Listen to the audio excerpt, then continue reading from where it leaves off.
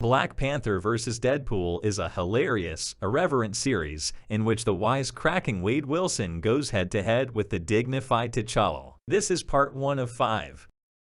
The comic opens with T'Challa and his sister Shuri in Wakanda on the Night of the Dead. Wakandans believe that, on this day, the veil between the worlds of life and death are the thinnest. It's essentially a Wakandan Halloween, and children like to dress up as monsters. Lately, however, Wakandan children have been dressing up as the Avengers. Shuri and T'Challa discuss the discovery of something called star cells, which will become important later. The two of them have been working on these star cells in the lab, and they are on the verge of a breakthrough.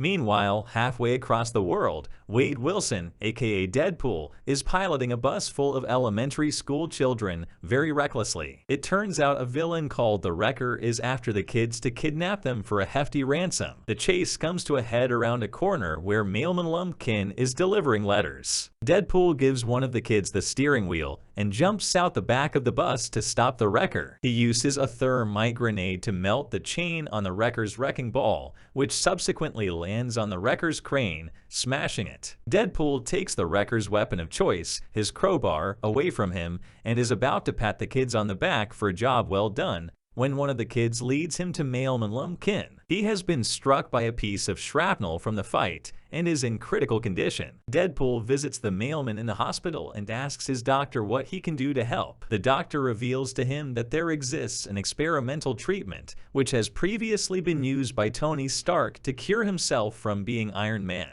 Vibranium therapy, the doctor tells Deadpool, could be used to expel the bits of shrapnel from around Lumpkin's heart. She only needs an inch-long piece of the substance, but says that obtaining vibranium is next to impossible. Deadpool excitedly tells her that he knows where he can get vibranium, and that the guy he knows will definitely 100% be up for it. But he knows it won't be as easy as just walking into Wakanda and asking T'Challa for it.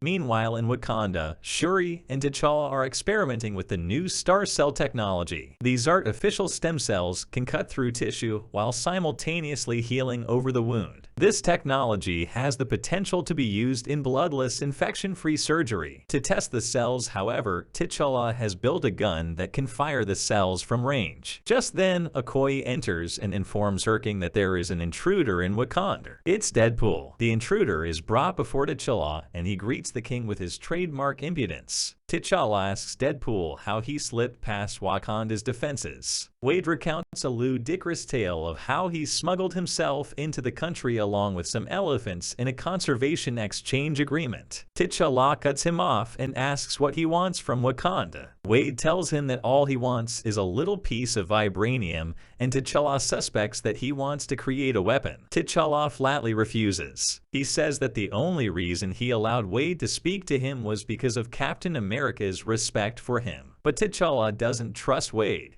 and asks exactly what he intends to do with the vibranium. Wade refuses to explain himself to T'Challa and draws his sword. The only way he's going to get vibranium is taking it by force. He leaps at the Black Panther, but T'Challa easily knocks him over, sending him flying into a wall. Shuri unleashes a flock of ravens on Deadpool, who has been completely overpowered. At that moment, T'Challa fires the star cell gun at him. It cuts off one of his arms. Because of their healing properties, the star cells suppress Deadpool's cellular regeneration, and he isn't able to grow back a new arm. This leads T'Challa to discover that it's actually the spread of Wade's cancerous cells that cause regeneration. Deadpool uses his remaining arm to draw his other sword, but T'Challa disarms him and plunges the sword into his chest. He takes Wade's disembodied arm, saying that studying the interaction between star cells and cancerous cells could lead to more medical breakthroughs. T'Challa then hacks Wade's teleportation device to teleport him out of Wakanda's borders. The one-armed Deadpool vows to return and face the Black Panther again.